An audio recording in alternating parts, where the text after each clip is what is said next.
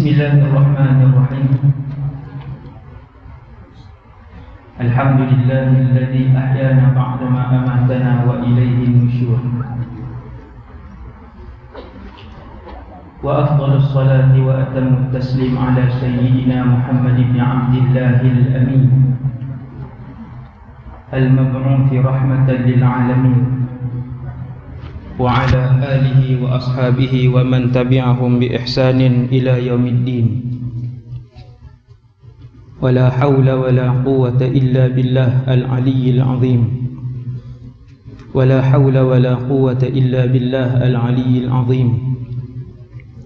Wala hawla wala quwwata illa billah al-aliyyil azim. Amma ba'd. Radina billahi rabba, kami redha Allah Tuhan kami.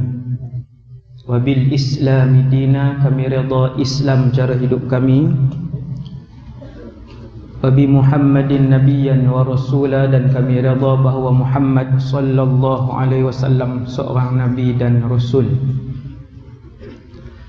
Allahumma inna asbahna nushhiduk wa nushhidu hamalata arshik wa malaikataka wa jami'a khalqika annaka antallah la ilaha illa anta wahdaka la syarika lak wa anna Muhammadan abduka wa rasuluk.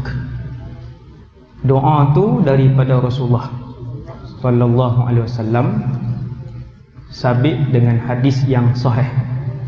Siapa sebut doa tu sekali, Allah membebaskan 1/4 dari dirinya daripada neraka.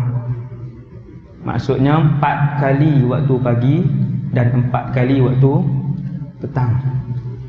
Saya baca dah tadi. Yang ni saya baca untuk peringatan kita semua. Kita bersama dengan sirah Rasulullah sallallahu alaihi wasallam. Peristiwa apa yang akhir sekali bulan lepas? Siapa ingat? Ada tak siapa yang ingat? Boleh.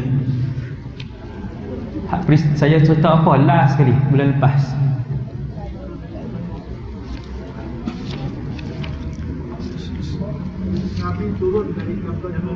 Nabi turun dari Jabal Nur.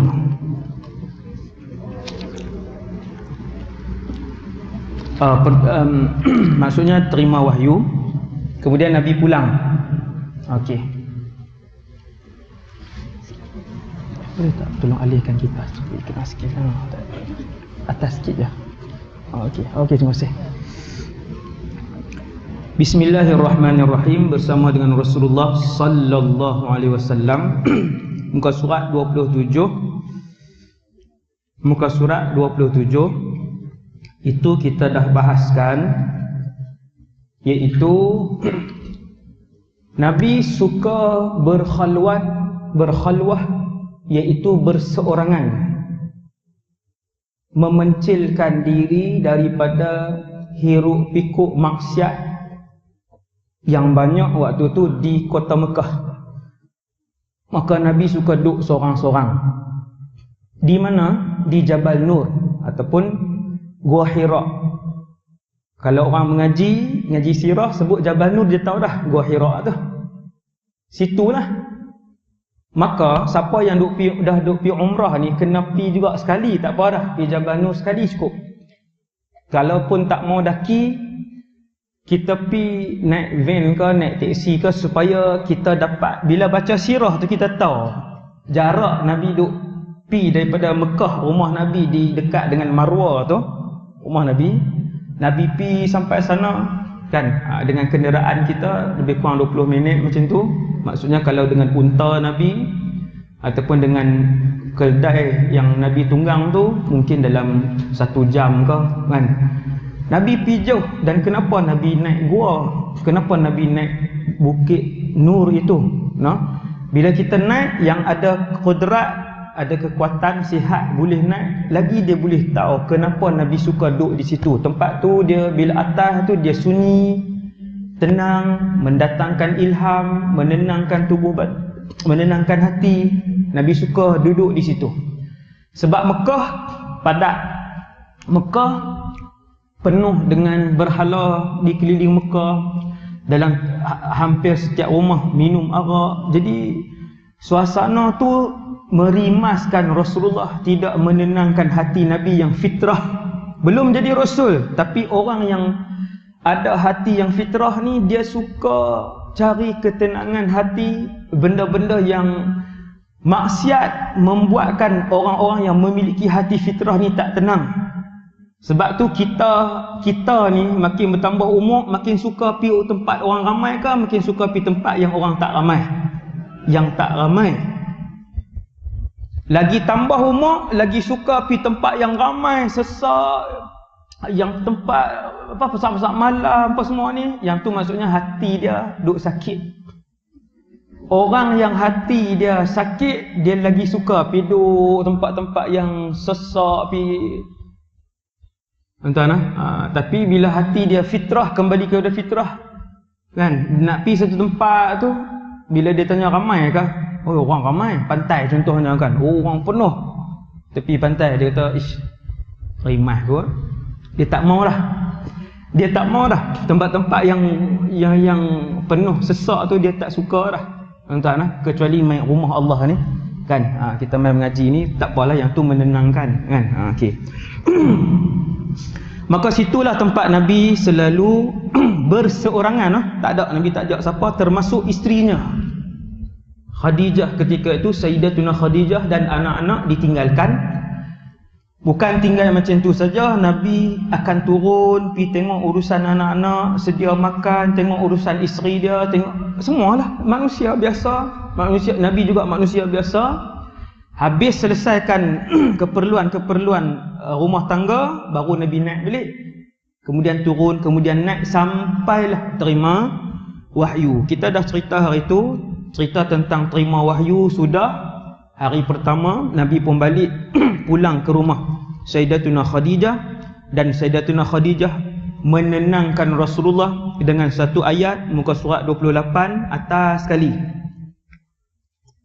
Ayat ni sangat masyhur. Apabila Rasulullah kata habislah aku. Nah, kali pertama Nabi tengok Jibril, Nabi tak tahu nak sebut kepada Sayyidatuna Khadijah tu maksudnya makhluk apa yang Nabi tengok yang memenuhi langit tu. Adakah nak merosakkan hidup Nabi? Adakah makhluk yang Nabi tengok tu akan membuatkan Nabi sengsara lepas ni? Nabi tak tahu nak urai siapa dia, kenapa dia datang. Maka Nabi pun sebut kepada Sayyidatuna Khadijah begitu. Di sini kata para ulama, cuba lihat kebijakan dan kecerdikan Sayyidatuna Khadijah yang menyebutkan demi Allah, muka surat 28 atas sekali, Allah tidak akan menyusahkan engkau. Kenapa? Engkau adalah seorang yang selalu menghubungi sanak kerabat, selalu menolong orang susah, memberikan jamuan pada tamu, selalu menyampaikan amanah pada yang empunya. Maksudnya kembalikan amanah, barang-barang yang orang tinggal kat Nabi, yang orang tak percaya kat orang lain. Di Mekah waktu tu semua tinggal di rumah Rasulullah sallallahu alaihi wasallam. Hanya baginda Rasul sahaja yang paling amanah, yang kembalikan barang-barang ni kepada tuan-tuan dia. Kebaikan Rasulullah ini bukan sahaja diketahui oleh penduduk Mekah, bahkan juga disedari oleh ahli keluarga Rasulullah sendiri, termasuklah isteri Rasulullah. Tuan-tuan, isteri kalau boleh puji suami, masya-Allah. Depan dan belakang. Depan Nabi pun Sayyidatuna Khadijah puji, belakang Nabi pun Sayyidatuna Khadijah memuji Rasulullah sallallahu alaihi wasallam. Maka kata Sayyidatuna Khadijah, dengan akhlak baik yang terhimpun pada kamu wahai Muhammad, wahai suamiku, tolong orang, jamu orang, tengok orang susah sebagainya, Allah tidak akan mempersia-siakan hidup kamu. Takkan orang yang seperti kamu tidak akan dipersia-siakan hidupnya oleh Allah. Kemudian dia bawa pergi jumpa Waraqah bin Naufal. Siapa Waraqah bin Naufal? Sepupu Sayyidatuna Khadijah. Sepupu Sayyidatuna Khadijah. Kita tengok.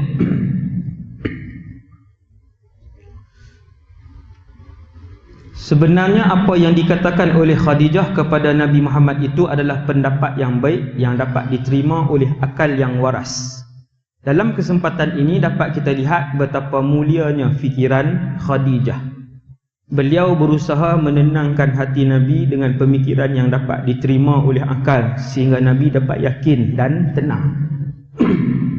Di sini satu sudut pengajaran di sini ialah kan Muhammad itu dah Nabi, Muhammad itu dah Rasul. Perlukah sokongan orang-orang keliling dia? Jawapan dia tetap perlu. Nabi juga manusia biasa. Allah sebut dalam Quran beberapa ayat, wahai Muhammad, kami tahu bahawa kamu sekarang dalam keadaan yang sedih. Apabila banyak orang-orang mencerca kamu setiap hari. Allah sebut dalam Quran, wahai Muhammad, kami tahu perasaan sedih kamu sekarang. Sedih Rasulullah inilah yang kadang-kala dibantu dan ditenangkan oleh ahli keluarga Nabi yang keliling Nabi ini. Itu Rasulullah. Perlu, maksudnya siapa pun, Ustaz Wadi ke, Ustaz Muhadir ke, kan? Bahkan Rasulullah sendiri, tuan-tuan, Rasulullah sendiri, isteri Rasulullah kadang-kadang duduk di samping bagi semangat kepada Nabi sallallahu alaihi wasallam. Termasuklah dalam situasi ini hak Nabi balik daripada Gua Hira ni. Kemudian, namun Khadijah tidak berhenti sampai di sini saja kerana beliau anggap bahawa kejadian yang dialami oleh Nabi itu perlu ditanyakan kepada seorang yang lebih berpengalaman. Kerana itu Khadijah berlari ke rumah sepupunya Waraqah ibn Naufal dan mengisahkan kejadian yang baru dialami oleh Nabi. Kerana Waraqah adalah seorang Kristian yang mengerti kitab Taurat dan Injil. Tuan-tuan yang dirahmati Allah sekalian, di Mekah sangat kurang ulama Yahudi dan Kristian. Bahkan ulama Yahudi tak ada di Mekah. Di Madinah ramai ulama Yahudi. Cuma bila kita mengaji sirah, kita dapat tahu di Mekah ada seorang yang pakar tentang isi kandungan Taurat dan Injil. Orang itu pula adalah sepupu bukan 2 pupu 3 pupu, sepupu betul kepada isteri Nabi, iaitulah Waraqah ibn Naufal, sepupu yang alim tentang kandungan Taurat dan Injil. Waktu tu Taurat dan Injil sudah diubah ke belum diubah? Ini maklumat kedua. Jawapannya telah diubah tapi belum banyak. Taurat dan Injil ini diubah sejurus Nabi Isa naik ke langit.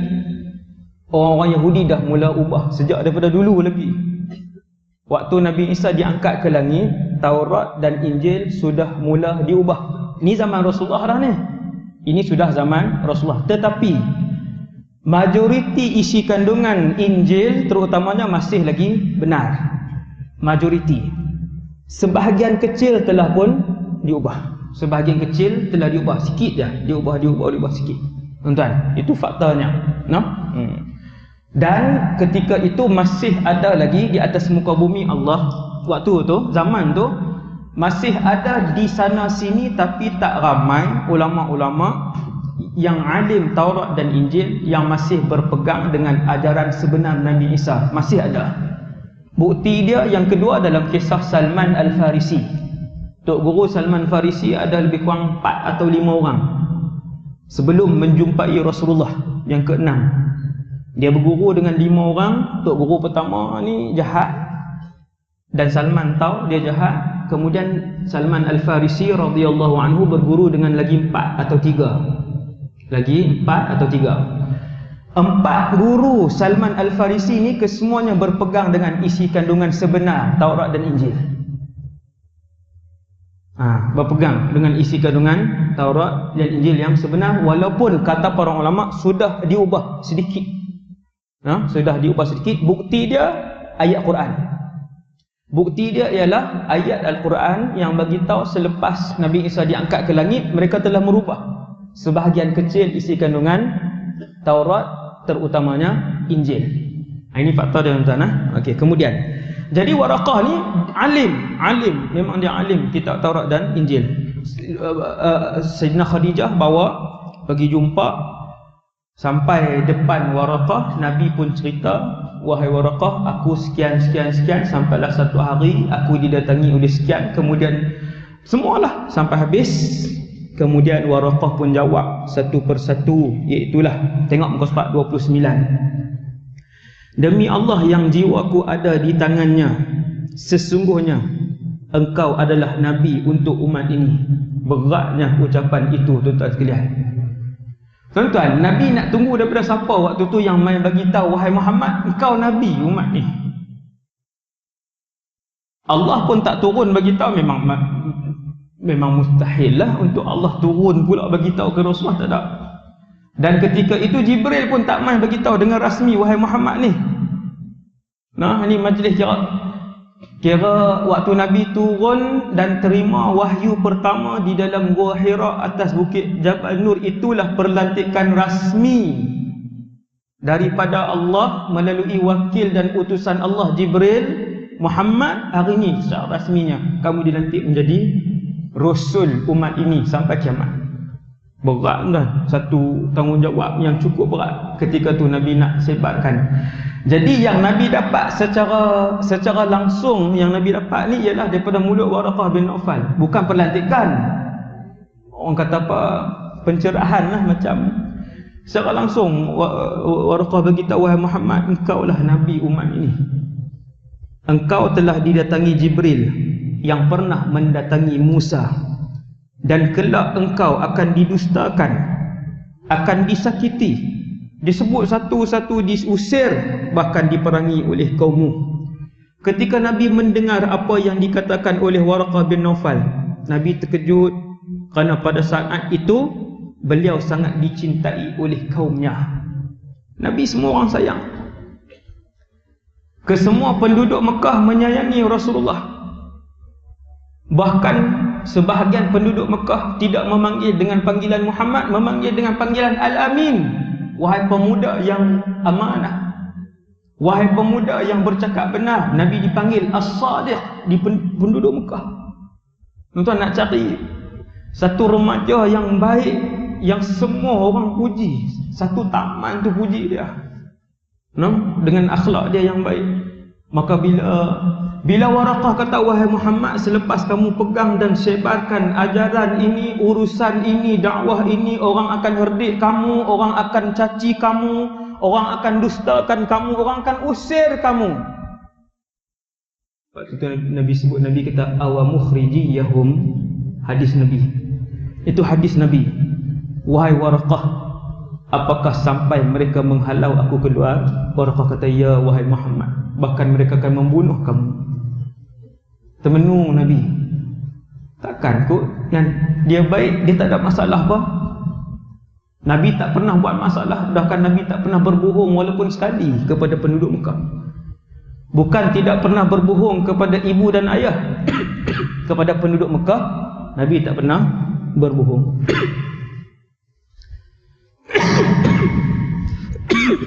Kemudian setelah itu, muka surat 29 bawah sekali. Muka surat 29 bawah sekali. Setelah itu wahyu itu terputus selama beberapa waktu.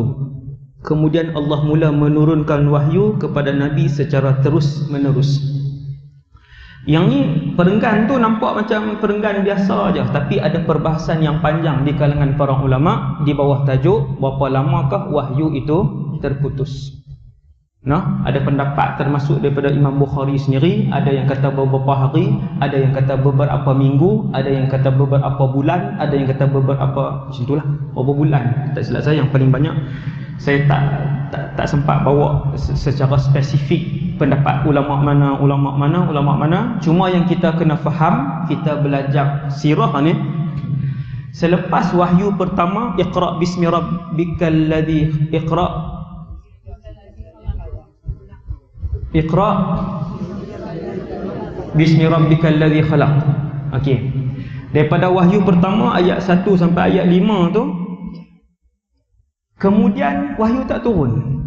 Kemudian wahyu tak turun. Nabi menunggu-nunggu.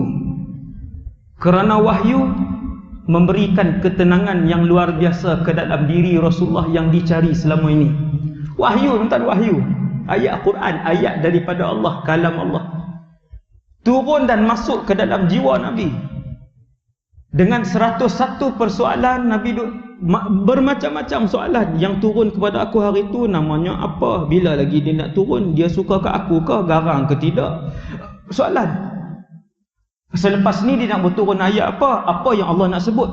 101 soalan yang bermain di fikiran Nabi selain daripada wahyu itu menenangkan hati Nabi. Ini Quran, ini mukjizat Quran. Tuan-tuan baca Quran dengan niat, ya Allah tenangkan hati, Allah tenangkan hati. Quran ni ikut niat kita. Quran ni ikut niat kita. Baca niat banyak-banyak, ya Allah. Ini pertama kali redha, nak redha Allah dan Allah Taala akan bagi insya-Allah. Jadi Nabi pun tunggu dan tunggu dan tunggu, seolah-olahnya kata Rasulullah rasa macam nak terjun daripada bukit yang tinggi. Ada hadis Nabi rasa bila tempoh itu terlalu lama, berminggu-minggu, berbulan-bulan wahyu tak turun daripada wahyu pertama dulu, Nabi rasa macam nak terjun daripada tempat yang tinggi, bukan bunuh diri, menunggu ketenangan yang seterusnya, menunggu curahan tenang yang seterusnya tu. Dah tak tahan, Nabi tak tahan. Bukan bermaksud daripada hadis tu Nabi putus harapan hidup, dah. Nabi sangat merindui wahyu yang kedua itu. Rasa seperti nak lontarkan tubuh dia daripada gunung yang tinggi. Sebab tak tahan, duk tunggu wahyu yang kedua. Ada hadis tu. Nanti jumpa hadis yang kedua tu kita boleh faham lah kenapa ada hadis begitu. Kenapa ada hadis macam Nabi nak campakkan diri dia tu. Ni yang mengaji sirah dia akan tahulah hadis yang kedua tu. Kemudian muka surat 30.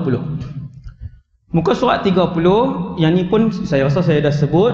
Bila nampak nama Khadijah, Ali, Zaid masuk Islam, maka kita pun dapat tahu 4 orang yang paling awal masuk Islam adalah nama-nama di atas. Orang yang pertama sekali masuk Islam daripada kaum wanita adalah Khadijah. Sebenarnya bukan daripada kaum wanita, daripada seluruh umat Nabi Muhammad, pertama kali masuk Islam Khadijah. Daripada seluruh umat Nabi Muhammad tanpa kategori. Maksud sini secara mutlak, siapakah nombor 1 yang sebut asyhadu alla ilaha illallah wa annaka rasulullah? Khadijah binti Khuwailid. Wanita maksudnya, iaitulah ahli keluarga Nabi, isteri Nabi. Itu ikut ranking, ikut susunan ranking. Khadijah sangat senang sekali kerana suami yang dicintainya diangkat Allah sebagai utusannya. Kerana itu beliau segera menyambutnya dengan senang hati dan membelanya dengan segala macam pengorbanannya demi untuk kelancaran dakwah Islamiyah. Sayyidatuna Khadijah wanita, menjadi tongkat pertama dan kaki pertama Rasulullah sallallahu alaihi wasallam untuk berdakwah. Bahkan dalam sirah sebut Sayyidatuna Khadijah ni harta dia di kota Mekah lebih kurang 1/5 daripada kekayaan kota Mekah ada di rumah Khadijah. Ada dalam bank Sayyidatuna Khadijah, bahasa mudah. Sangat kaya. Dan Sayyidatuna Khadijah selain daripada mengorbankan seluruh hidupnya untuk Rasul,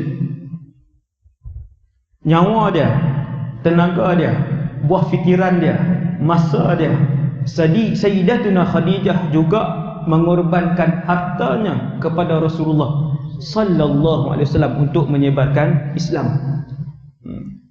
Sebab tu Sayyidina Khadijah tidak boleh ditandingi oleh mana-mana isteri yang lain. Tiada tandingan. Bukti Allah memuliakan Sayyidatuna Khadijah, Allah tidak mengizinkan satu, dan Allah tidak menetapkan untuk Rasulullah untuk berkahwin dengan mana-mana wanita selama Khadijah hidup. Sebab korban dia, rajin Khadijah, tiada tandingan isteri-isteri yang lain, seperti yang Nabi jawab kepada Sayyidatuna Aisyah. Nabi kata, ya, kerana Khadijah itu tiada tandingannya dari kalian. Sayyidina Aisyah mungkin lebih dia sebab dia anak dara dan dia alim. Ada isteri Nabi yang lain banyak bersedekah, ada isteri Nabi lagi banyak qiyam. Tuan-tuan, setiap satu ni isteri Nabi yang ni beza, kelebihan dia yang ni. Ada satu isteri Nabi ni suka serve Nabi. Oh, tunggu Nabi depan pintu, Nabi nak keluar pula tunggu lagi depan pintu. Oh, ni yang macam tu. Adapun Sayyidatina Khadijah kesemuanya.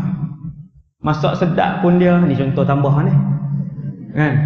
Hak pandai jahit pun dia. Allah. Kan?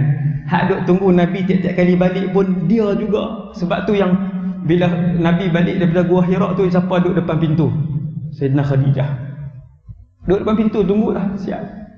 Sebab tu Allah memuliakan Sayyidatina Khadijah selama dia hidup, kan.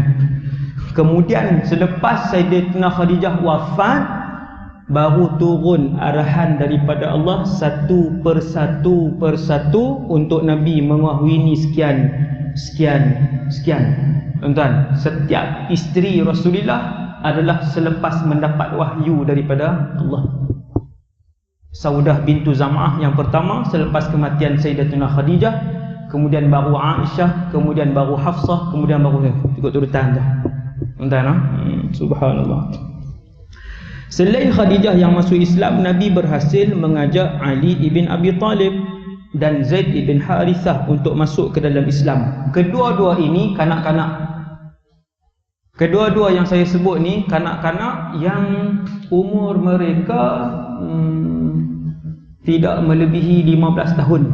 Kedua-dua orang ni.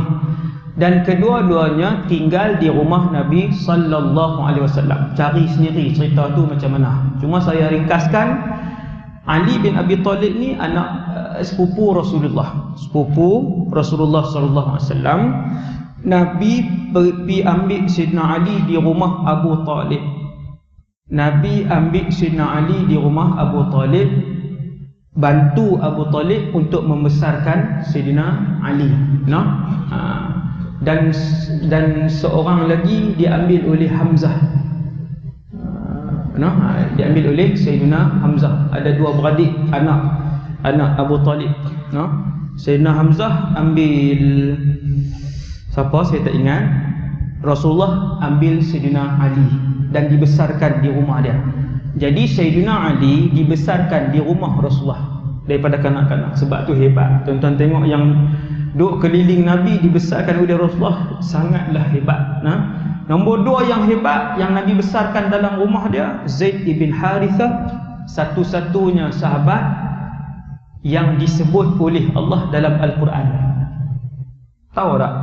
Cari dalam Quran, cari sendiri. Kerja sekolah. Di bulan depan saya nak tanya. No? Satu-satunya sahabat yang Allah sebut nama dia dalam Quran, Zaid. Zaid mana? Zaid ni. Zaid ini. No? Dalam Quran sebut nama dia. Tak ada khilaf. Allah sebut Zaidun dalam Quran, itu merujuk kepada anak angkat Nabi yang dahulunya nama Zaid ibn Muhammad. Nabi panggil dia Zaid ibn Muhammad. Punya sayang tak nak kata lah tuan-tuan. Zaid bin Harithah ni bukan budak comel, dia kulit hitam, rambut kerinting. Ni Rasulullah.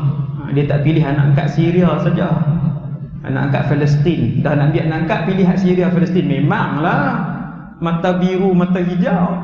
Buat tak pilih anak angkat Tanzania, kan? Zimbabwe ke, kan? Kita memilih, kan? Ini Rasulullah nak kita mengaji sirah. Oh, Nabi tak pilih. Baik untuk baik dengan orang, Nabi tidak memilih. Zaid bin Harithah ni kulit hitam.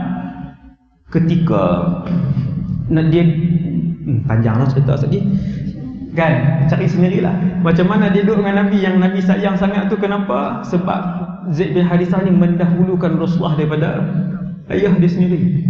Bukan Nabi ajar untuk derhaka. Nabi bagi pilihan. Wahai Zaid, kenal tak siapa? Zaid kata kenal, ayah. Wahai Zaid, aku siapa? Muhammad.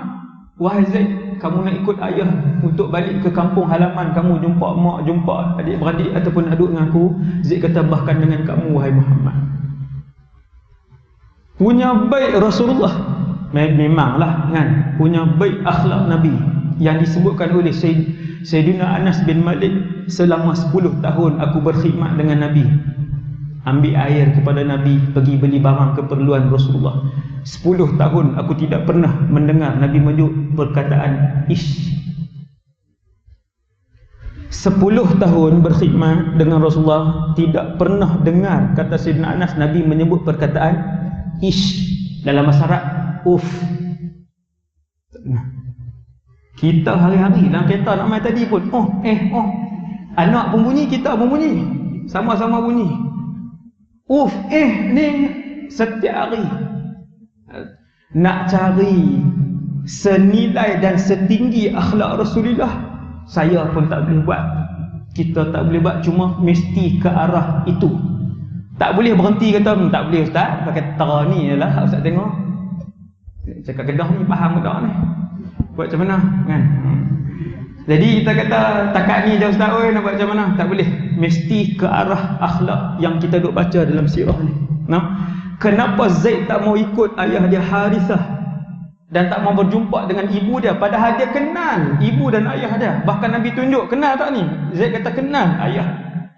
Sebelah ayah kamu siapa? Pak Long. Ayah, abang kepada ayah dia.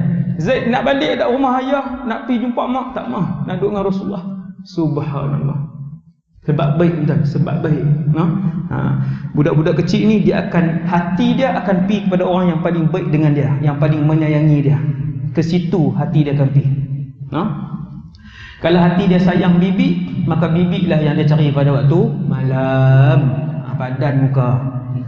Anak teriak, duduk dengan mak, teriak nak pergi kat bibi. Kan? Pasal apa? Jawab sendiri, semua orang tahu jawapan dia. Anak-anak dia jujur, hati dia akan pergi pada orang yang menyayangi dan ambil berat pasal dia. Itu pengajaran besar tuan-tuan. Kemudian kedua orang tersebut telah lama diambil anak oleh Nabi dan dibesarkan di tempat Nabi. Nampak dia beritahu, Nabi bela dua orang ni, iaitulah Ali bin Abi Talib, Zaid bin Harithah, kedua-duanya kanak-kanak ni di Mekah.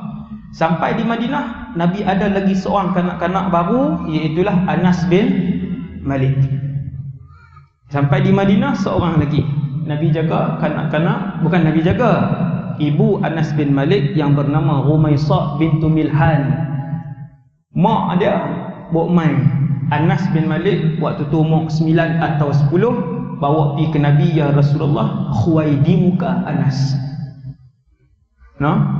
Khadam kecil kamu bernama Anas. Kemudian Islam Abu Bakar dan beberapa orang Quraisy. Tuan, sebelum Sayyidina Abu Bakar, yang masuk Islam terlebih dahulu 3 orang ni. Sayyidatina Khadijah, yang kedua Sayyidina Ali, yang ketiga Sayyidina Zaid bin Harithah, kemudian baru Abu Bakar. Sebelum Nabi diutus, beliau telah bersahabat dengan Abu Bakar, kawan lama dah. Subhanallah. Dan persahabatan ini Abu Bakar telah mengenal sifat Nabi dari dekat.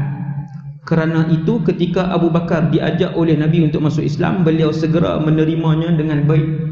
Nabi sebut dalam satu hadis, lama dah lepas Nabi berdakwah di Mekah, habis Nabi dah hijrah pergi Madinah, dah lama duduk di Madinah. Satu hari Nabi sebut tentang kelebihan Abu Bakar. Kata Rasulullah, semua orang yang masuk Islam, ketika aku menawar dan mempelawar kepadanya Islam, orang itu akan mengambil masa seketika, sama ada sehari atau seminggu atau sebulan ataupun sejam, kecuali seorang saja, iaitulah Abu Bakar. Ketika aku menawarkannya kepada Islam dan ketika aku beritahu kepada Abu Bakar aku Rasulullah, ketika itu juga beliau menyebutkan asyhadu an la ilaha illallah wa anna Muhammadar Rasulullah.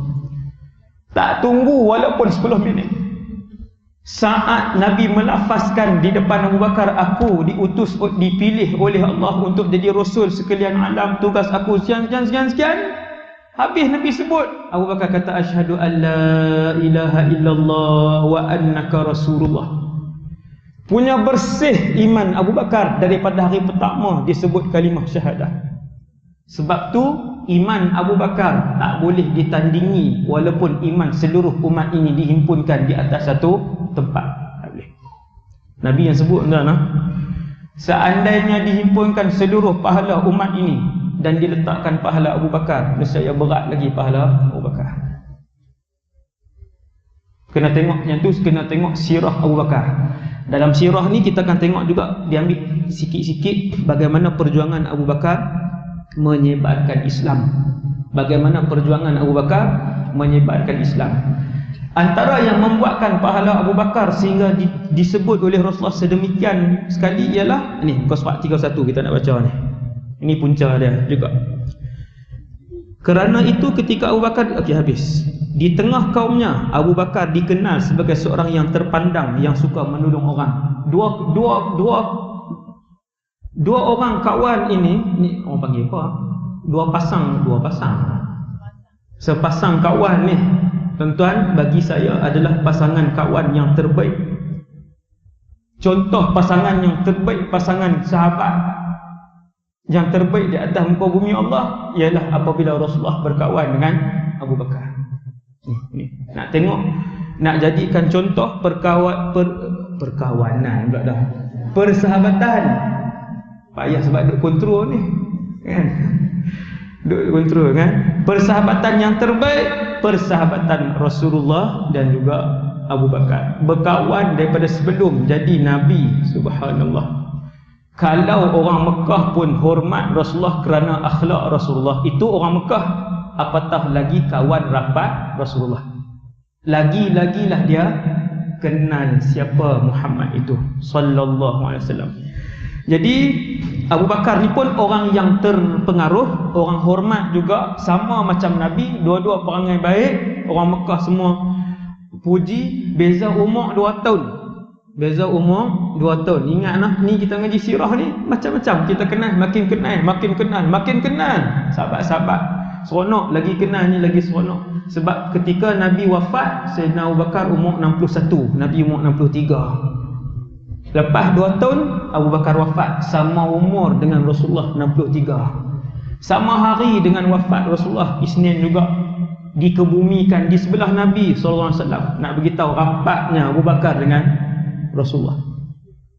Tak cukup dengan itu, kata Rasulullah, aku akan masuk syurga dalam keadaan tangan kanan aku di atas bahu Abu Bakar. Sekali ke tak sekali? Sekali. Melangkah kaki bersama-sama dengan Abu Bakar di kanan dan Umar di kiri. Hadis sahih. Tangan kanan macam ni di atas bahu Abu Bakar, tangan kiri Nabi macam ni di atas bahu Umar. Melangkah sekali masuk syurga. Persahabatan yang paling hebat di atas muka bumi Allah ni. Kemudian tuan-tuan tengok Abu Bakar masuk Islam, dia buat kerja apa? Abu Bakar, muka surat 31, perenggan atas sekali. Kerana itu beliau dicintai kaumnya. Abu Bakar juga dicintai oleh kaum dia, sangat dicintai. Kaum dia sendirilah kaum Abu Bakar tu. Abu Bakar sejak masuk Islam, beliau giat sekali berdakwah kepada beberapa orang sahabat dekatnya. Kerana itu berkat dakwah Abu Bakar, Islam mendapatkan pengikut baru yang besar jumlahnya. Yang inilah punca dia. Inilah punca dia, salah satu punca kenapa keimanan Abu Bakar tidak dapat ditandingi oleh umat Rasulullah yang lain. Dia nombor 1 di kalangan umat Rasulullah. Abu Bakar ranking pertama daripada berapa bilion umat Nabi yang ada atas muka bumi ini. Okey, siapa yang masuk Islam di tangan Abu Bakar? Kita tengok nama-nama yang masuk Islam di tangan Abu Bakar. Yang masuk Islam di tangan Abu Bakar termasuk Uthman ibn Affan. Sayyidina Uthman ni di kalangan umat Nabi Muhammad dia ranking ke-3. Zubair ibn Awam, salah seorang yang dijamin syurga. Abdul Rahman ibn Auf, salah seorang daripada 10 yang dijamin syurga. Sa'ad ibn Abi Waqqas. Cara nak sebut bila mengaji sirah, sebut nama sahabat betul-betul. Bila mengaji sirah, sebut nama sahabat betul-betul. Kita kata nama je ustaz. Memang nama, dan nama itu akan dipanggil oleh Allah di padang mahsyar. Kalian akan dipanggil dengan nama kalian dan juga nama bapa kalian di mahsyar nanti. Hak bubuh nama pelik-pelik, malulah di padang mahsyar berpuluh ribu tahun lamanya. Kan seronok bubuh nama tak ada makna, nama pelik-pelik. Berpuluh ribu tahun nama itu akan digunakan. Hadis sahih. Nama kamu dan nama ayah kamu Allah akan panggil. Waktu panggil kita nak ambil buku amalan tu, waktu tu baru kita seronok kalau nama kita nama sama dengan nama para Nabi. Waktu tu baru seronok kalau nama kita sama dengan nama ketua-ketua muslimah di syurga, iaitulah Maryam, Asiah, Khadijah, Fatimah. 4 orang ketua. Baru bangga waktu tu nama sama. Baru berasa rugi, tak ada satu pun nama keturunan kita. Nama-nama tu semua nama-nama sabun, nama-nama tilam, Senros, nama simen, nama pelik-pelik ni. Dan abuhlah nama pelik-pelik. Nama, nah, sebab tu bila sebut nama sahabat, nama-nama yang mulia, sebut dengan betul. Sa'ad ibn Abi Waqqas, bukan Waqqas. Ni bahasa Melayu dia tulis apa? Waqqas. Sa'ad bin Abi Waqqas, bukan Waqqas dengan sad. Kemudian Talhah bin Ubaidillah. Ni semua ni sahabat-sahabat yang dijamin syurga, atau yang 10 orang tertinggi itu. Semua nama yang disebut tadi masuk Islam di tangan Abu Bakar. Berapa orang? Uthman, Zubair, Abdul Rahman, Sa'ad ibn Abi Waqqas, Talhah bin Ubaidillah. 10 yang Nabi jamin syurga, 5 masuk di tangan Abu Bakar. Kalau saya nak sebut kepada tuan-tuan, ranking umat Nabi Muhammad, 4 yang paling tinggi, 4 khulafa' Rasyidun. Ranking 1 Abu Bakar, ranking 2 Umar, ranking 3 Uthman, ranking 4 Ali bin Abi Talib. 4 ni ikut turutan ni. Daripada 5 sampai 10 yang Nabi jamin syurga tu. Ini ikut turutan. Tempat ke-5, tempat ke-6, tempat ke-7, 8, 9, 10. Yang ni khilaf. Yang mana duduk nombor 6, siapa duduk nombor 9, khilaf. No? Cuma orang sebut yang ke-5 ialah Abdul Rahman ibn Auf, lepas Sayyidina Ali. Lepas tu ikutlah. Tuan-tuan bayangkan 5 orang yang hebat ni, daripada 10 ni 5 masuk Islam dengan Sayyidina Abu Bakar. Di tangan Sayyidina Abu Bakar. Sayyidina Abu Bakar dia masuk Islam, dia terus pergi jumpa orang. Terus pergi berdakwah, beraninya berdakwah. Tugas berdakwah ni tuan-tuan, saya dan kita semua duk ingat selama ni, dia zaman Nabi je. Zaman hari ni 2018 takkan nak berdakwah lagi ustaz? Jawapan dia tuan-tuan, berdakwah ini sehingga kiamat. Tugas untuk bagi tahu pada orang yang bukan Islam, jiran kita yang bukan Islam, orang kampung kita yang bukan Islam, rakan-rakan sekerja kita yang bukan Islam. Tugas untuk bagi tahu dekat dia, alam ini milik Allah. Tugas untuk bagi tahu kat dia, mesti sembah Allah yang Esa. Tugas ini berlarutan sampai kiamat. Tapi kita buat tak? Tak buat. Saya berkawan, saya minta Allah Ta'ala bagi hidayah dekat saya. Kemudian saya berkawan dengan seorang ustaz pendakwah. Dan perangai pendakwah ni memang pelik. Yang pertama dia sangat lemah lembut, dan yang kedua dia sangat berani. Jumpa orang bukan Islam di mana pun dia akan pergi sembang. Tapi bukan dia pergi sembang, mengucaplah kamu kalau kamu tak mengucap kamu jadi ahli neraka. Hak tu bukan pendakwah. Dia akan pergi sembang, dia duduk di sebelah, tanya duduk di mana, siapa-siapa pun. Ustaz Fazli Yusof nama dia, pendakwah di pedalaman Sabah, yang telah membina lebih daripada 7 buah masjid di pedalaman Sabah tu. Saya pernah ikut dia. Pergi masuk sampai pedalaman tempat yang tak ada elektrik, yang tidak ada air, tetapi sudah ada gereja-gereja Kristian yang besar. Kita orang Islam, ustaz seorang pun tak ada lagi kawasan tu. Agama Kristian sudah pun membina gereja yang besar. Dalam sana. Sifat pendakwah ni saya tengok dia, bahkan saya bawa pergi ke tapak pembangunan Akademi Al-Habibul Mustafa yang duk bangun sekarang ni pun. Di situ ada 30 orang pekerja, adalah orang bukan Islam, ada 10 orang. Dia pergi sapa, dia pergi salam, tanya khabar, dia bawa makanan, dia bawa coklat, dia bawa. Sifat pendakwah kita perhati, kita belajar daripada tu, kita tengok, subhanallah. Dan dia dah Islamkan ramai lah, lebih 700 orang. Lebih 700 yang dah masuk Islam di tangan dia. Kemudian subhanallah, Selang beberapa waktu ada beberapa orang terkemuka Quraisy yang menyusul untuk masuk Islam. Di antara yang masuk Islam adalah Ubaidah ibn Jarrah. Abu Ubaidah ibn Jarrah. Ayah dia nama Jarrah. Dia nama Abu Ubaidah. Kemudian Arqam ibn Abi Arqam, Uthman ibn Maz'un. Maz'un tu huruf zad. Dengan huruf zad, Maz'un, zad. Ubaidah ibn Harith ibn Muttalib. Ini siapa tuan? Harith bin Muttalib ni siapa? Pupu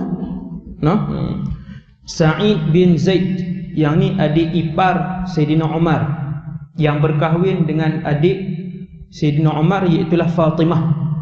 Adik Sayyidina Umar nama Fatimah dikahwini oleh Sa'id bin Zaid. Sa'id bin Zaid antara salah satu yang dijamin syurga. Khabbab ibn Arts. Khabbab ibn Arts, guru Quran kepada Sa'id bin Zaid. Atas lagi ya. Guru Quran kepada Sa'id bin Zaid dan Fatimah bintul Khattab. Ni saya nak sebut sebab kita mengaji sirah. Saya sebut bagi ke dalam sikit kan, supaya kita kenal. Bila sebut nama tu kita kenal dah. Ni hubungan dia dengan ni kan. Okey, tuan-tuan sekalian. Jadi guru Sa'id bin Zaid nama Khabbab ibn Arad. Maksudnya yang lagi awal masuk Islam Khabbab. Ni kita panggil top 20 ni. Top 20 di kota Mekah yang masuk Islam. Ni nama-nama yang saya sebut daripada awal tadi. 10 tadi yang dijamin syurga tu, kemudian tambah lagi nama-nama yang lain. Dari segi kedudukan, walaupun Khabbab ni guru, anak murid tu nama Sa'id bin Zaid, tetapi dari segi ranking Sa'id bin Zaid dia lebih tinggi. Kata para ulama, Sa'id bin Zaid ni sebab dia salah seorang daripada 10 yang Nabi jamin syurga. Satu hari Nabi sebut Abu Bakar ahli syurga. Mai Sayyidina Umar, Nabi sebut Umar ahlul jannah, ahli syurga. Datang Sayyidina Uthman, Nabi sebut Uthman ahlul jannah, ahli syurga. Berapa orang semua sekali? 10 yang Nabi sebut secara jelas nama mereka ahli syurga. Dan bukanlah hanya 10 orang ni saja yang disebutkan secara spesifik. Ada lagi lebih kurang 20 berapa? 20 lebih.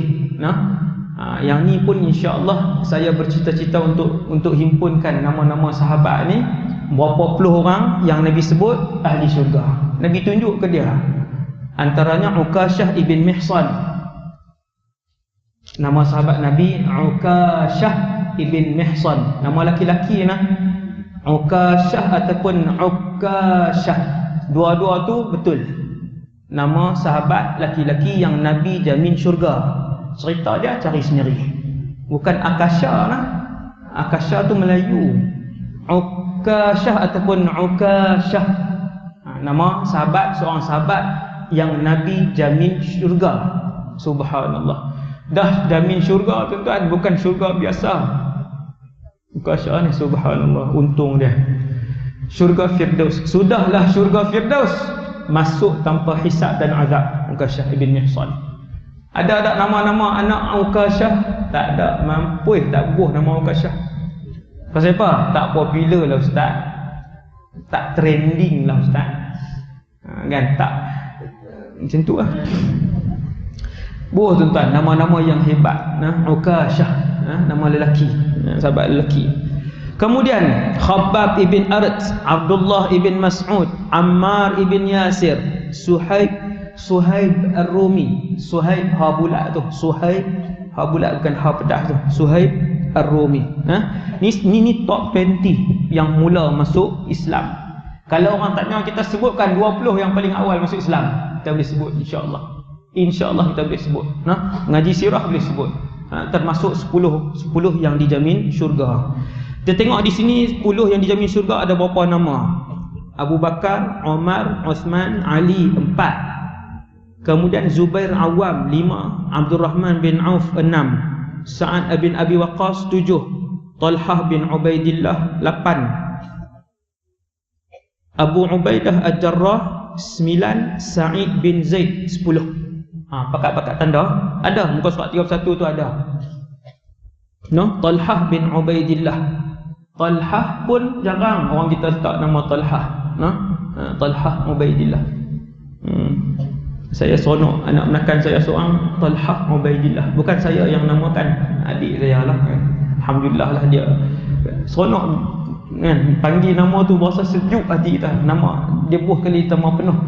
Nama anak belakang saya tu Talhah Ubaidillah.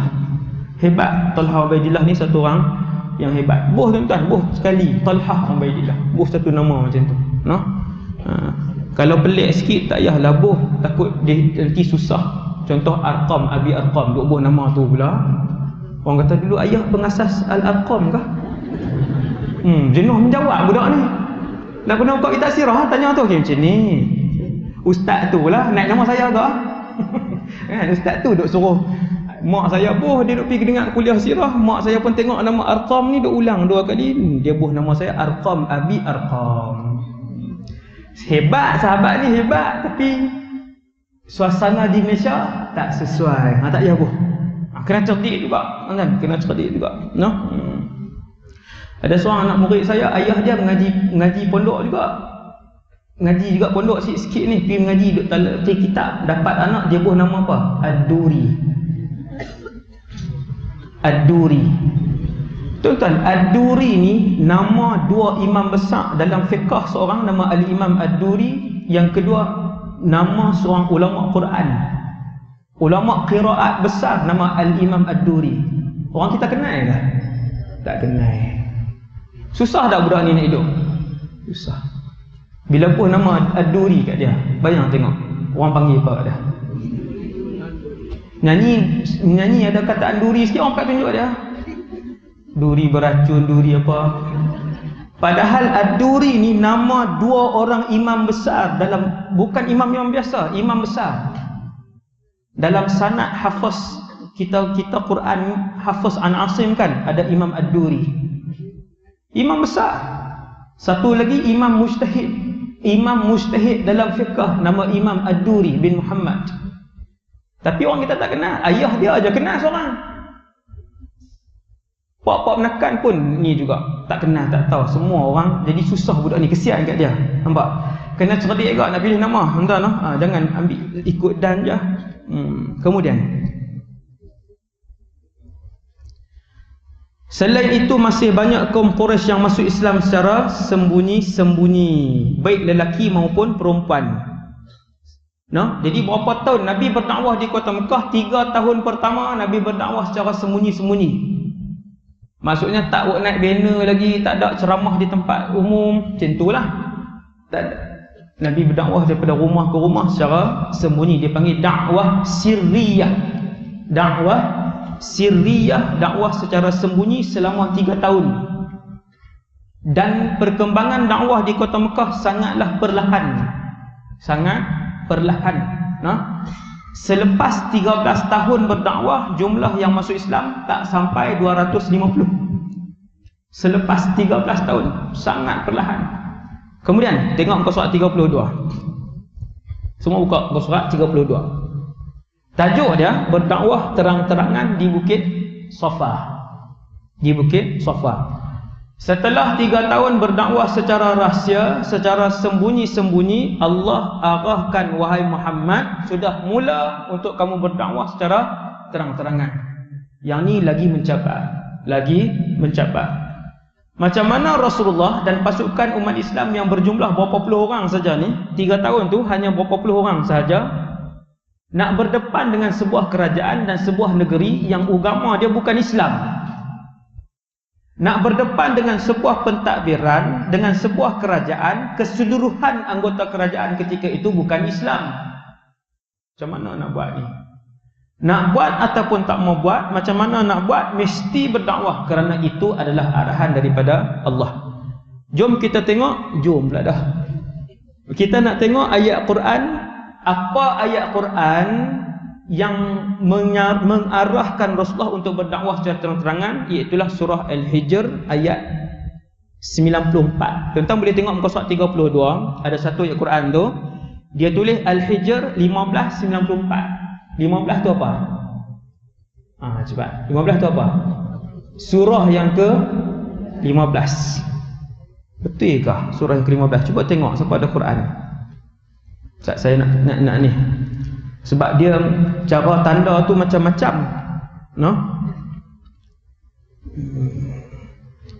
Surah ke-15 betul. Surah ke-15 ialah surah Al-Hijr. Saya rujuk dalam ni. Ni ada Quran kan. Okey, surah Al-Hijr ialah surah ke-15. Ni cara baca buku tuan-tuan. Cara merujuk buku, dia tulis Al-Hijr 1594. Apa dia? Surah yang ke-15 ayat 90. Tu kena tanda tu, kena dhabit tu. Dhabit di situ. Tu panggil dhabit, tulis di situ. Dekat 15 tu buat anak panah kecil tulis iaitu surah ke-15. Bulat 94 tulis buat anak panah tulis ayat ke-94. Itu cara dia. Itu cara baca dia. Okey. Jadi lepas ni kita baca surah Al-Hijr ayat 94. A'udzubillahi minasyaitonirrajim. Fasda' bima tu'maru wa a'rid 'anil musyrikin. Kita pun faham. Ayat ni lah ketika turun kepada Rasulullah di Mekah ke Madinah. Ni boleh jawab ni kalau orang ngaji sirah. Ayat yang suruh Nabi dakwah secara terang-terangan ni di Mekah ke Madinah? Mekah. Nampak makin kembang ilmu kita. Kenapa kita tahu di Mekah? Sebab Nabi masih berdakwah di Mekah waktu tu. Mesti ayat tu turun di Mekah. Nampak? Ilmu tafsir kita, ilmu ulum Quran kita makin berkembang. Lama-lama makin banyak tuan-tuan. Kan?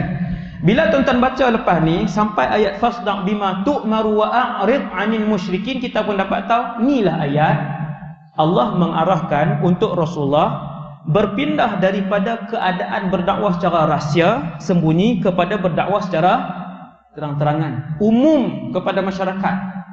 Aku pesuruh Allah, bercakap terang-terangan, umum di hadapan masyarakat Quraisy terang-terangan. Allah pilih aku sebagai Nabi akhir zaman untuk mengajak kalian. Ayat ni dah selesai. Kemudian selain itu Allah juga berfirman. Ini ayat apa pula? A'udzubillahi minasyaitonirrajim. Wa anzir 'ashiratakal aqrabin wakhfid janahaka liman ittaba'aka minal mu'minin. Dan berilah peringatan serta amaran kepada kaum kerabatmu yang dekat, dan hendaklah engkau merendah diri kepada pengikut-pengikutmu dari orang yang beriman. Dua benda Allah Ta'ala ajak daripada ayat ni. Lepas ni kita tadarus Quran hari-hari itu, sampai ayat ni kita akan ingat tuan-tuan. Tu yang makin lama makin alim, insya-Allah makin lama tambah ilmu. Rabbana zidna ilman nafi'an. Tang ni kita tadarus setiap hari, insya-Allah ada tadarus setiap hari. Bila sampai ayat ni teringat, oh ni ayat baca kitab sirah itu. Ayat ni Allah ajak Nabi dua benda. Allah arah Nabi dua benda. Yang pertama, wahai Muhammad, mesti berdakwah kepada kaum kerabatmu dahulu. Mesti mula kaum kerabat. Kaum kerabat kita, mak kita, ayah kita, anak-anak kita, adik-beradik kita paling dekat. Kemudian baru dia pergi ke bapa saudara kita, mak saudara kita, atuk kita, nenek kita, no? Kemudian tu dia pergi sepupu kita, makin jauh. Itu semua dimaksudkan oleh ayat Quran, wa anzir 'ashiratakal aqrabin. Boleh garis kataan tu. Nah, tengok tang ayat Quran, 'ashiratakal aqrabin, adik-beradik kita. Ramai saudara mara kita yang tak tutup aurat. Ramai saudara mara kita liberal, lawan Islam. Ramai saudara mara kita yang tak solat. Ramai, kita tahu. Apakah Allah takkan soal di padang mahsyar nanti dengan keadaan adik-beradik kita dan saudara mara kita yang lari ataupun jauh daripada Islam ni? Jawapan dia pasti Allah tanya. Ini saya beritahu siap-siap. Mesti Allah tanya. Allah memilih saya dan kita semua untuk faham Islam, untuk tutup aurat, untuk solat saja-saja ke? Dah ada tugas. Tugas yang paling utama ialah mesti sampaikan kepada saudara mara yang lain, ini jalan yang benar. Mesti tutup aurat, ini arahan Allah. Mesti sembahyang, ini arahan Allah yang menciptakan alam ini. Tuan-tuan kena sampaikan. Nak sampaikan macam mana ustaz? Bukan ustazah kami. Bukan ustaz, bukan ustazah. No? Sekadar yang kita mampu. Semua ada grup keluarga kan, grup WhatsApp keluarga kan. Masukkan ceramah-ceramah yang dakwah dalam tu. Tak payah perli ahli keluarga kita yang jauh daripada Islam, tak payah perli, tak payah kutuk, tak payah hina dia.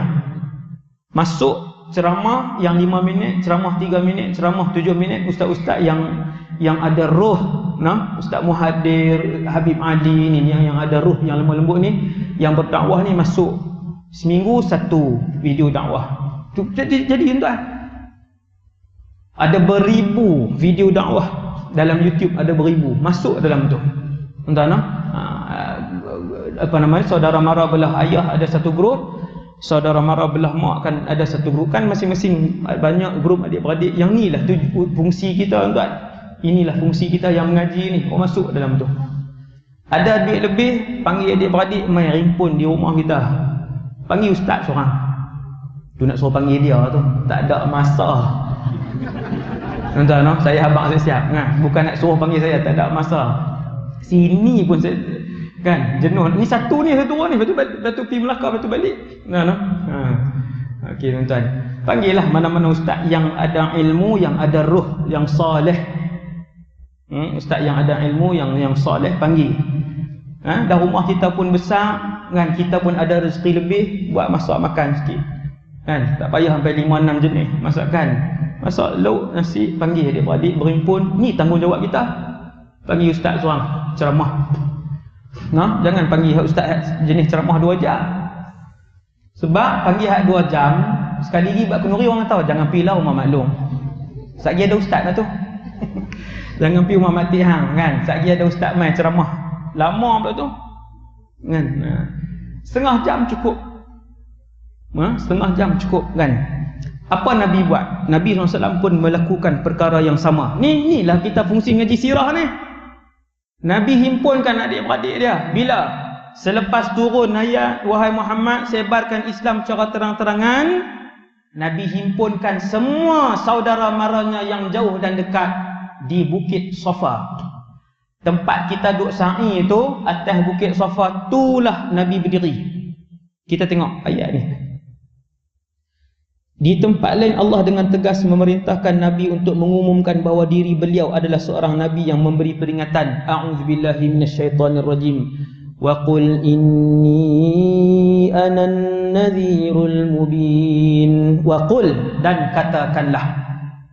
Ni siapa cakap dekat siapa ni? Allah Azza wa Jal arahkan Rasulullah. Qul. Tengok perkataan qul bermaksud sebut. Siapa yang arahkan? Allah. Kepada siapa arahan itu? Rasulullah. Qul, sebut wahai Muhammad. Bagi tahu wahai Muhammad. Katakanlah wahai Muhammad. Semua ayat Quran yang mula dengan qul, arahan itu kepada Rasulullah SAW. Cuma sebahagiannya spesifik kepada Nabi, sebahagiannya umum untuk Rasulullah, dan arahan itu perlu disampaikan juga selepas ini oleh semua umat Nabi Muhammad. Qul itu, katakanlah sesungguhnya aku ini adalah seorang Rasul, pemberi amaran dengan bukti-bukti yang nyata. Aku ni siapa tuan? Allah ke Rasulullah?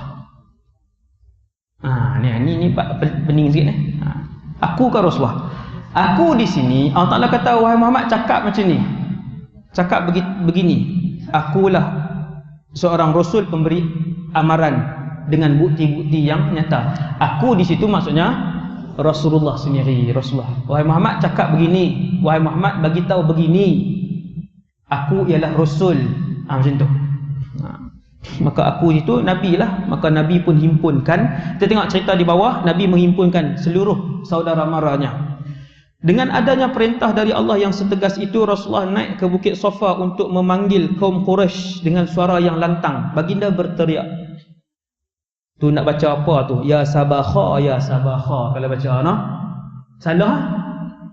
Sebutan yang betul, tuan-tuan dengar ni. Ya Sabbahah. Dia punya lain lari terus. Kan? Ya Sabakha, Ya Sabakha. Kalau orang tu dia mengajak kitab sirah, dia baca hak bahasa Melayu, dia baca ya sabakha, ya sabakha. Kita erti dah, kita tahu dah. Dia ni tak pernah baca kitab Arab. Saya bukan nak ajak untuk kata ustaz tu jahil tak jahil. Cuma kita tahu ustaz tu maksudnya macam itulah kan dia. Maksudnya dia baca kitab Arab ke tidak. Sebutan dia sabbahah. Ha alif ha bulat. Ya sabbahah. Macam tu. Ya, papan putih tak ada kan? Tidak. Kalau dalam dewan tu boleh tulis ya sabbahah. Ya sabbahah ini seperti satu siren kecemasan. Siren betul ke saya sebut? Siren ke? Okey. Seperti satu siren kecemasan yang digunakan oleh penduduk Mekah. Dengar ni. Yang digunakan oleh penduduk Mekah ketika itu, siapa yang sebut perkataan itu berulang kali di atas bukit Safa, maksudnya ada bencana besar yang nak menimpa penduduk Mekah.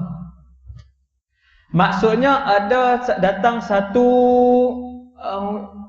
apa dia panggil perkataan yang lebih tepat daripada bencana ni, ada satu berita buruk besar yang akan menimpa penduduk Mekah. Tu cerita dia. Bila Nabi duduk atas bukit Safa, Nabi pun menjerit. Nabi kata ya sabbahah, ya sabbahah. Apakah Nabi menipu? Tak.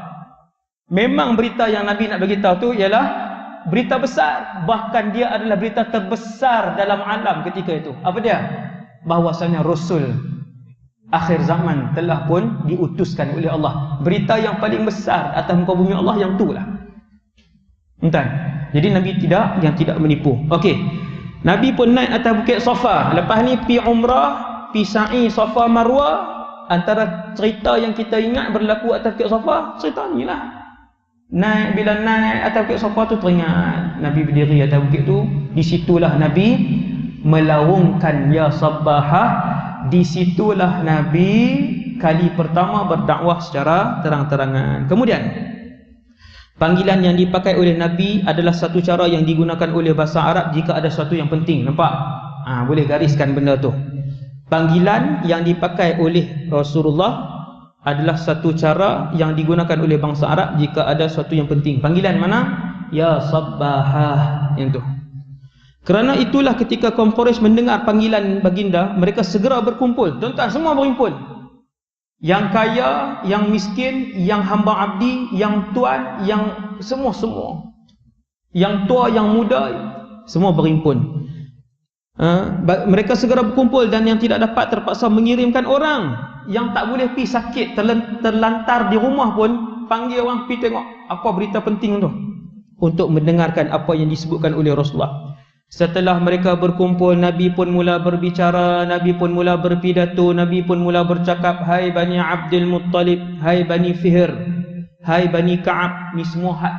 Ini semua nama keluarga Rasulullah.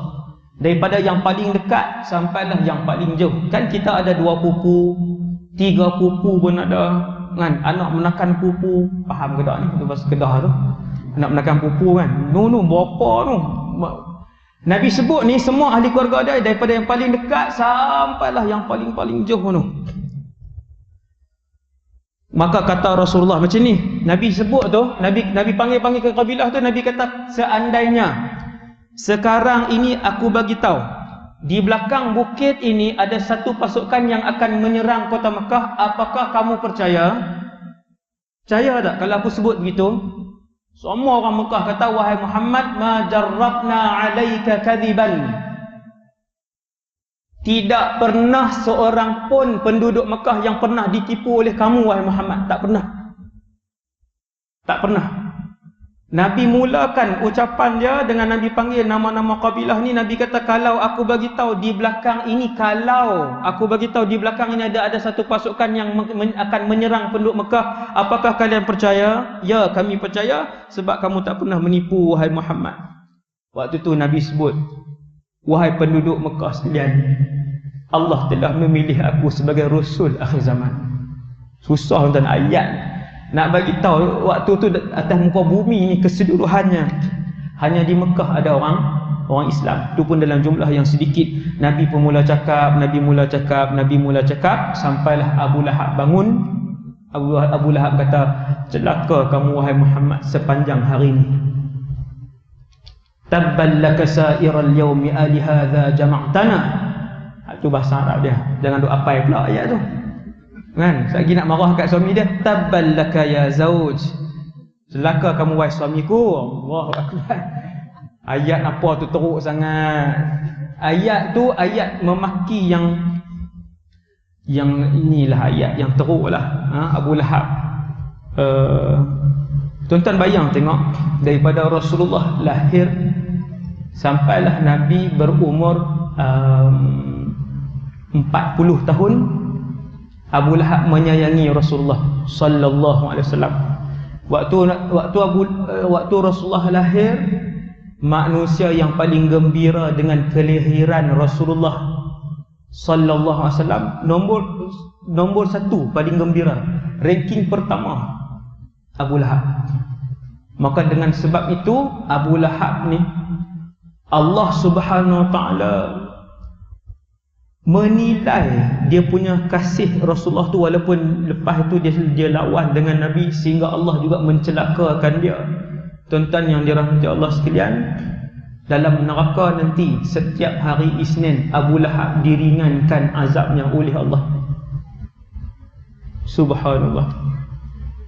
Abu Lahab yang Allah celakakan dalam Quran, tabbat yada abi lahabin wa tab, disebabkan dulu pernah mencintai Rasulullah.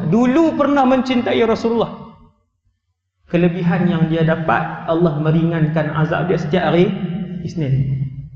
Kita hak sambut kelahiran Nabi hari Isnin tiap-tiap tahun, ada orang kata syirik.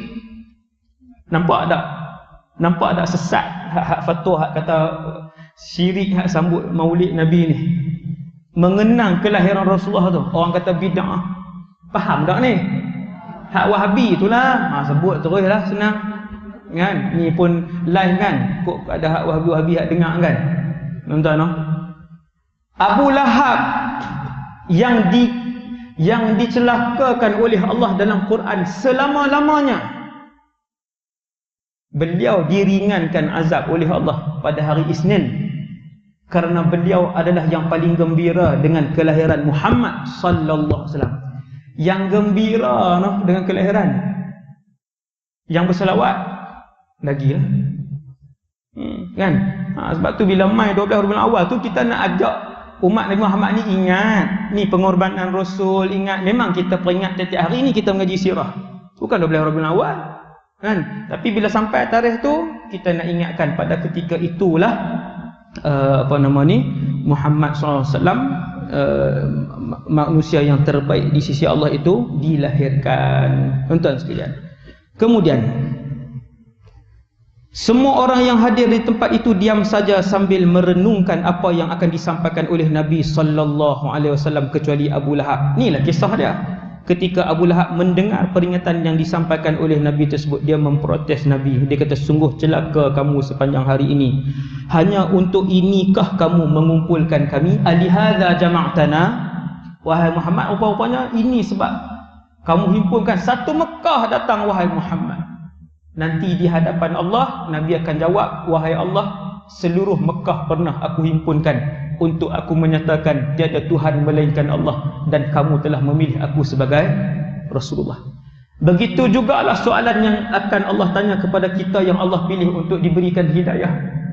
Pernah tak sampaikan maklumat tentang Islam ini, tentang hidayah ini, tentang hadis ini, tentang perjuangan ini kepada adik-beradik kamu yang lain?